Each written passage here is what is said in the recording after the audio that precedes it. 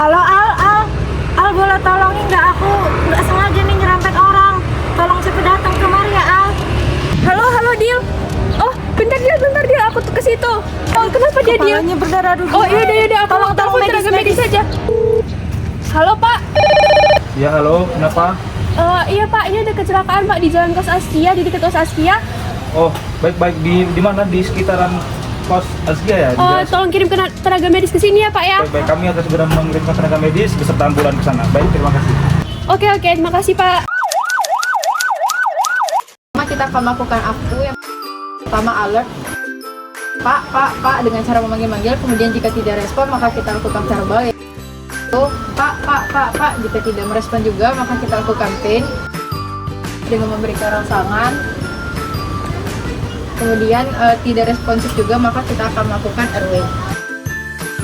Pertama, RW ini dilakukan untuk mengetahui apakah ada sumbatan jalan nafas atau tidak, pertama dengan head tilt dan chin dip. Kemudian melakukan jaw thrust jika ada indikasi trauma servikal. Kemudian melakukan memasang collar neck untuk mobilisasi dari servikalnya. Selanjutnya terlihat ada gargling maka dilakukan suction. Selanjutnya adalah B, breathing. Yang pertama adalah look, kemudian listen, kemudian feel. Selanjutnya saya akan melakukan pemeriksaan circulation, pemeriksaan menggunakan oximeter, lalu pemeriksaan denyut nadi pasien selama 1 menit di arteri radialis. Setelah itu saya melakukan pemeriksaan di arteri karotis di leher pasien. Baik, di sini saya akan melakukan pemeriksaan disability yaitu GCS atau Glasgow Coma Scale. Pertama itu saya akan memeriksa bagian matanya untuk mengecek reaksi mata. Yang pertama saya akan panggil Pak.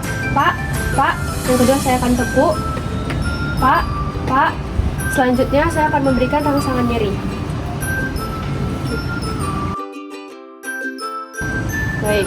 Selanjutnya yang kedua itu adalah pemeriksaan reaksi verbalnya. Yang pertama saya lakukan adalah memanggil Pak, terus lalu memukul Pak. Yang ketiga adalah mencubit untuk melihat reaksi nyeri pasien. Pemeriksaan rangsangan motorik. Yang pertama akan saya lakukan adalah untuk mengecek, pertama adalah memanggil Pak, lalu menepuk Pak. Selanjutnya adalah mencubit untuk melihat reaksi nyeri pasien.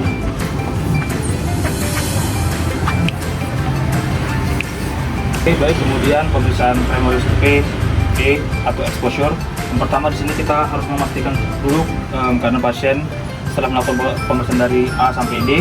Kemudian di sini saya akan memfiksasi semua pakaian atau busana yang digunakan pasien untuk melihat apakah terjadi jejas atau ditemukannya cicatrix ataupun bekas luka setelah KL atau kejadian laka lantas. Baik, kemudian di sini saya akan melakukan fiksasi yang pertama itu pada bagian baju. Baik, kemudian saya teruskan sampai ke bagian celana. Kemudian di sini saya periksa dulu di bagian regio kapurnya. Di sini terdapat jejas di bagian kepala di sebelah kanan berupa perdarahan. Lalu kemudian di sini saya pada wajahnya terdapat sign atau tanda raccoon eyes, indikasi terjadinya fraktur di tulang wajah. Kemudian di sini juga terpasang neck collar brace ataupun neck collar untuk menjaga imobilisasi daripada leher karena indikasi adanya fraktur cervical atau fraktur leher. Kemudian di sini saya akan melihat pada bagian regio kaput, kemudian regio toraks, terdapat jejas pada regio toraks.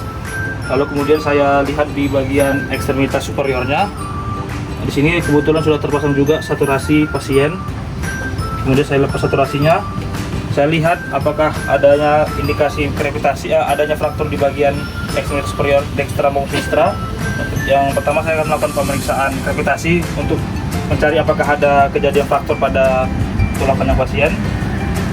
Lalu kemudian saya akan melihat nilai CRT pada pasien atau capillary refill time. Kemudian saya akan meraba untuk melihat apakah akralnya hangat atau dingin pada kedua ekstremitas superior extra maupun sinistra.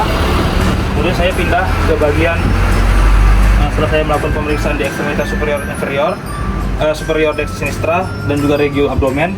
Lalu saya pindah ke bagian regio ekstremitas inferior di bagian dextra maupun sinistra.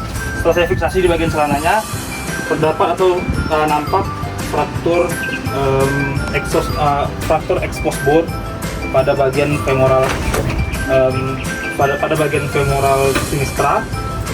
Di sini kemudian saya akan melakukan tata laksana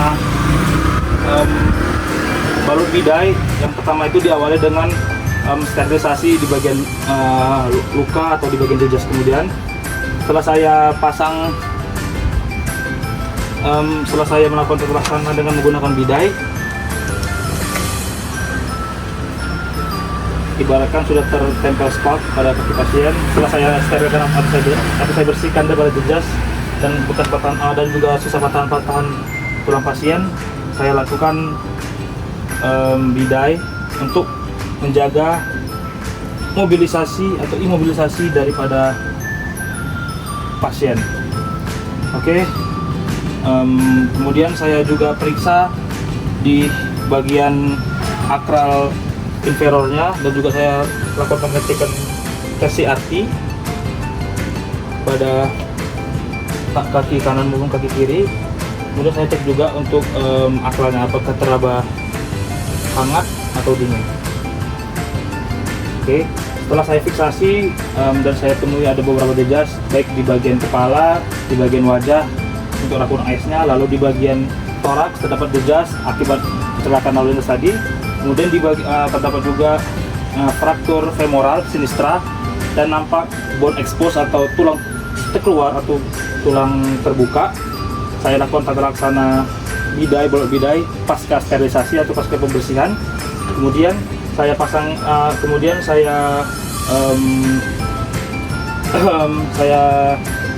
posisikan pasien sebaik mungkin dan saya rujuk ke rumah sakit untuk melakukan tindakan skenario survei berupa empel dan juga resusitasi cairan awal. Baik, untuk tata laksana awal dilakukan resusitasi cairan dikarenakan adanya fraktur terbuka di regio femoralis sinistra.